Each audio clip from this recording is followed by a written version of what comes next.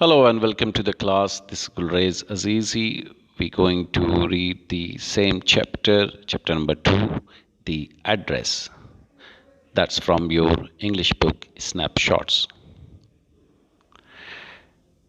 If you remember, in the first video, I had explained that how a woman and her daughter had to leave their home. This short story is a poignant means moving, account of a daughter who goes in search of her mother's belongings after the war in Holland. When she finds them, the objects evoke memories of her earlier life. However, she decides to leave them all behind and resolves to move on. So, this is what I had explained to you. When the daughter, Marga Minko, arrived the first time, if you remember, Mrs. Darling didn't recognize her. She refused to recognize her. And now you will see what happened in the second meeting when she arrived. Good morning, students. Today we're going to read the rest of the paragraphs of the chapter number 2, the address, from your English book, Snapshots. Earlier, I had explained that how a woman, Mrs. S, and her daughter had to leave their place, leave their house during the World War II when Germany invaded Holland. Her daughter's mother, Mrs. S, had an acquaintance. Her name was Mrs. Darling. She had taken most of the belongings from her mother, from Marga Minko's mother, and intending to keep them safe. As you know, in previous video I had explained this. And after the war was over, Marga Minko decided to go and collect those belongings from Mrs. Darling, and she refused to recognize her. So I'll just read the rest of the paragraphs for you, and then I'll explain. It's page number 13. I followed the girl along the passage. An old-fashioned iron Hanukkah candle holder hung next to a mirror. Hanukkah is written on the end of this page. The Feast of Lights, a hungry festival in December. Basically, it's a holder made of iron. You must have seen either in books or maybe in movies. It kind of like can hold many candles. So that's what the Hanukkah is. And that was hung next to mirror. We never used it because it was much more cumbersome than a single candlestick. Cumbersome means large or heavy. So after she arrived next time, Marga Minko, at the same house, Mrs. Darling's house, Mrs. Darling's daughter opened the door and she let her enter in the house. So Marga Minko followed her along the passage, along that gallery, and she noticed that an old-fashioned Hanukkah was hung just next to the mirror. So why she got attracted with that? Because that also belonged to her mother. And she added that they never used it because it was too large and heavy just for one candlestick. So obviously you're not going to put so many candles and them up until unless you have some special occasion, a festival. So that's why they never used it. Once you sit down, ask the girl. She held open the door of the living room and I went inside past her. Past her means after her. I stopped, horrified. So as soon as she entered the room, living room, after that girl, she got horrified and stopped there. I was in a room I knew and did not know. I found myself in the midst of things I did want to see again, but which oppressed me in the strange atmosphere. Oppressed means troubled. So why she stopped? Why she got horrified? Because as soon as she entered in the living room, what she found, she noticed that all those belongings were there, which she always wanted to see them. But what troubled her, that they were lying there, here and there, not properly arranged.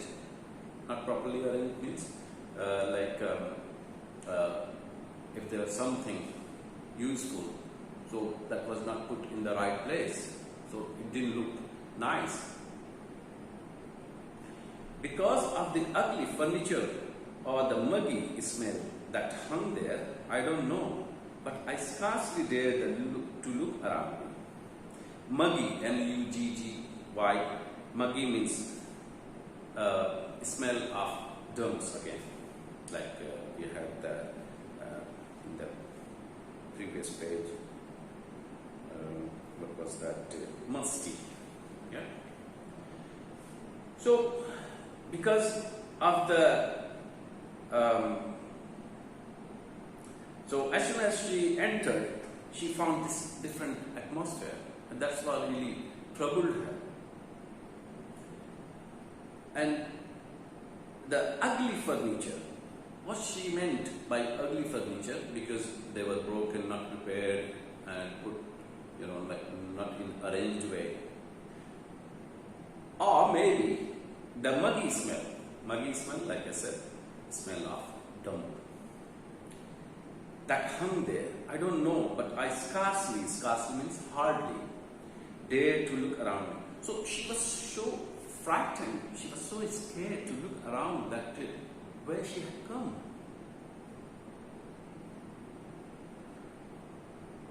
The girl moved a chair. I sat down and stared at the wooden tablecloth.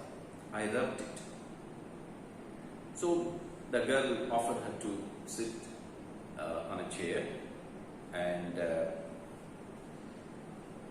Margaminko sat down, and she noticed one more thing.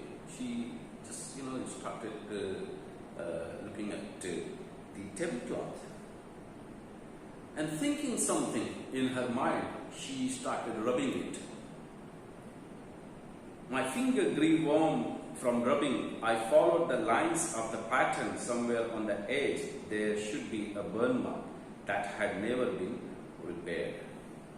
So that was she thinking, that if it was her mother's tablecloth, then there must be a burn mark at the edge of the somewhere. So that's why she started rubbing that tablecloth.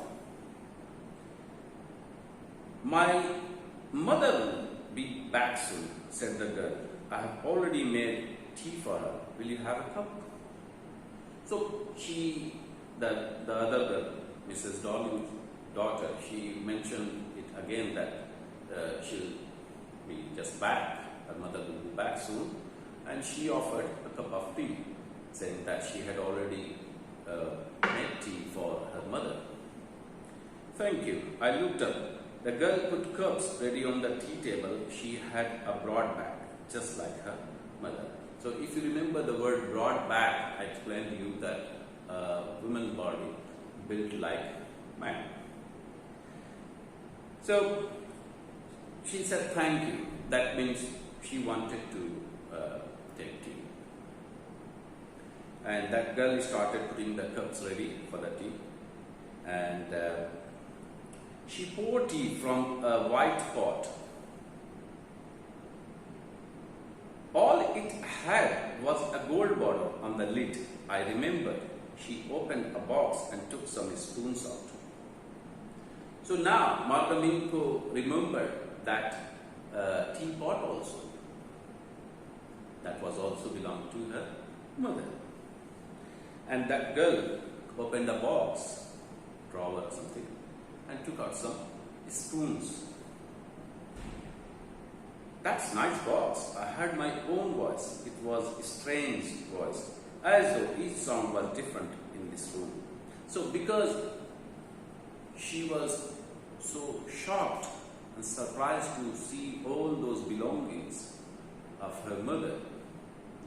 So when she noticed that, when she looked at that box, which was also belonged to her mother, she said to herself, "That's a nice box."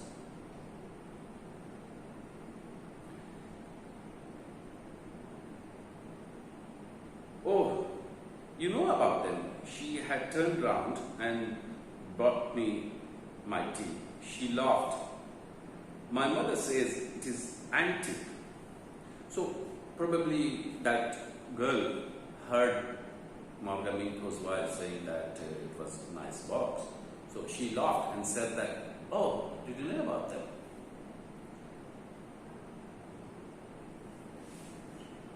And what her mother said, it was antique. Antique means like rare, where you don't get things normally. We have got lots more. She pointed around the room. "See for yourself." And that girl, Mrs. Darling's daughter, offered Margaminko to take a look around. She said that they have got some more. I had no need to follow her hand. I knew which things she meant. I just looked at the still life over the tea table.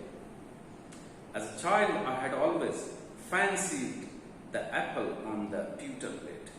Pewter plate made of zinc. And she thought that she didn't need to follow her hand to look around because she already knew all these things. She always fancied light. We use it for everything, she said. Once we even add off the plates hanging there on the wall. I wanted to so much, but it wasn't anything special. So what the girl said, they used it for everything. So whenever they had to, do something like putting sugar in tea, so they used it. They used for everything. I had found the burn mark on the tablecloth. The girl looked questioningly at me. Questioningly means looking with a expression on the face that she wanted to ask something. So Margaminko had found that burn mark, what she was looking for at the tablecloth. And when she found it, the other girl, Mrs. Darling's daughter, she also noticed that she had found something. So she looked at her questioningly. Yes, I said, you get so used to touching all these lovely things in the house, you hardly look at them anymore. You only notice when something is missing because it has to be repaired or because you have lent it, for example. So what she was thinking, all those things, all those belongings were at her house, and she never realized them. So what she's saying, that only you realize or notice them when they are missing or when they had to be repaired, meaning if they are broken. Again, I heard the unnatural sound of my voice and I went on. I remember my mother once asked me if I would help her polish the silver. It was a long time ago and I was probably bored that day, or perhaps I had to stay at home because I was ill. As she had never asked me before, I asked her which silver she meant, and she replied, surprised, that it was the spoons, forks and knives, of course. And that was the strange thing. I didn't know that cutlery we ate of every day was silver. So, again, because she was talking to herself and she heard the unnatural sound of herself, meaning that was not normal. She wasn't feeling well. She wasn't feeling good looking at those cutleries and things which these people are using. So she again started thinking and remembering the past. So what she thought, that once her mother, Mrs. S, asked her if she could help her polishing those spoons. In fact, she said silver. And because Margaminko never did that before, so she asked her mother which silver she was talking about. On that, her mother clarified, showing that these spoons and forks, knives. So that day she came to know, she found out that these spoons, forks and knives were made of silver. The girl laughed again. I bet you don't know it is either. I looked intently at her. What we eat with, she asked. Well, do you know? She hesitated. She walked to the sideboard and wanted to open a drawer. I looked. It's in here. I jumped up. I was forgetting the time. I must catch my train. So that girl, Mrs. Darling's daughter, laughed again.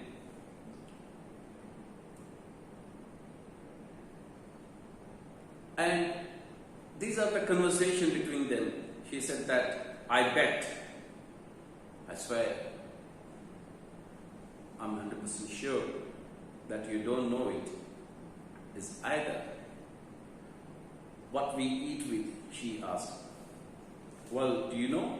So, in fact, that girl wanted to check with Margaminko if she knew that what these cutlery were made of. And she opened that drawer, asking Margaminko to look at them. And suddenly, Margaminko got changed. Her behavior got changed. Why? I'll tell you the reason. Because now, because she had seen, all these belongings scattered everywhere,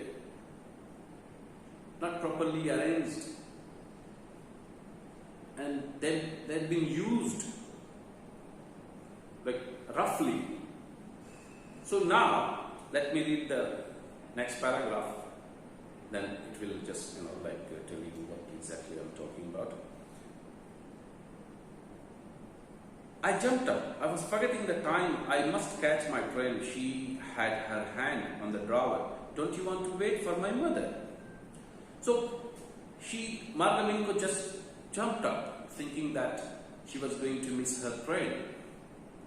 And the other girl, Mr. Darling's daughter, was about to open that drawer.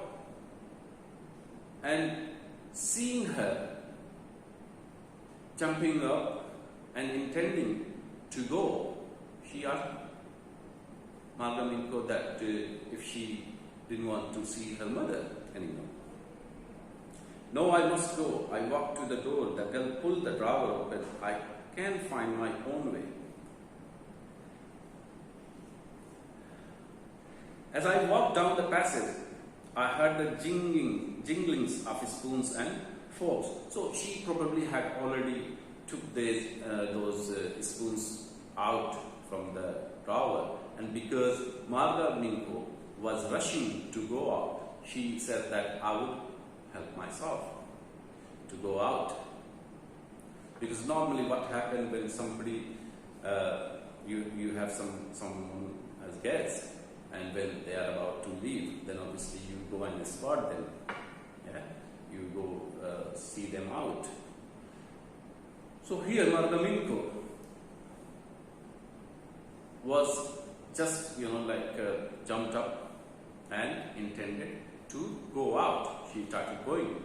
So that moment, the other girl was just taking those spoons out of the box.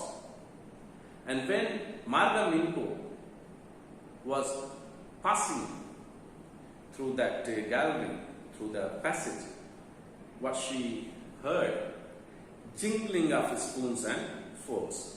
Jingling means the sound of, like a small toys basically, but here, why it says jingling, so when you drop like forks or spoons, more than one, so it creates sound, different kind of sounds like tin tin tin tin or something like that. So that's the sound here, it's called jingling. At the corner of the road, I looked up at the same nameplate, Marconi Street, it said. I had been at number 46, the address was correct. So she reconfirmed that it was the right address, looking at the street name, Marconi Street, and she was at the number 46. But now I didn't want to remember it anymore. I wouldn't go back there because the objects that are linked in your memory with the familiar life of former times instantly lose their value when severed from them. You see them again in strange surroundings. So what she started thinking was, she thought that probably those things, those objects, so what she meant by objects here, those belongings, had lost their value. She always wanted to see them, touch them, take them back, because those belongings were her mother's belongings. Now, she didn't want to remember that street name. She didn't want to remember that house number even. All she wanted to forget those things. And it was because those objects were lying in like a bad atmosphere. She didn't really like them anymore. And what should I have done with them in a small rented room where the shreds means like pieces of anything. When you must have heard the shredding paper. So there's a shredder also. When you put papers in there, it cuts into pieces. So that's called shredding. So now she's thinking that what she would do with these things. And she was thinking about her rented room where she had a small space for all these things. Of black art paper is still hung along the windows, and no more than a handful of cutlery fitted in the narrow table drawer. So she just thinking that what she will do with these, because even if she carries them with her, where is she going to put it? She hasn't got a space. Even the drawer, these cutleries were not going to fit in there. I resolved to forget the address of all the things I had to forget. That would be the easiest. So finally, she decided to forget all those things for so many reasons. First, they had been roughly used by Mrs. Darling and her daughter. Second thing, because she started not hating, but she didn't really like them going in a bad atmosphere. And she also thought that what she was going to do with them, she hadn't got much space for all these things. So it's better to forget. That was all, and this end of the chapter. I hope to see you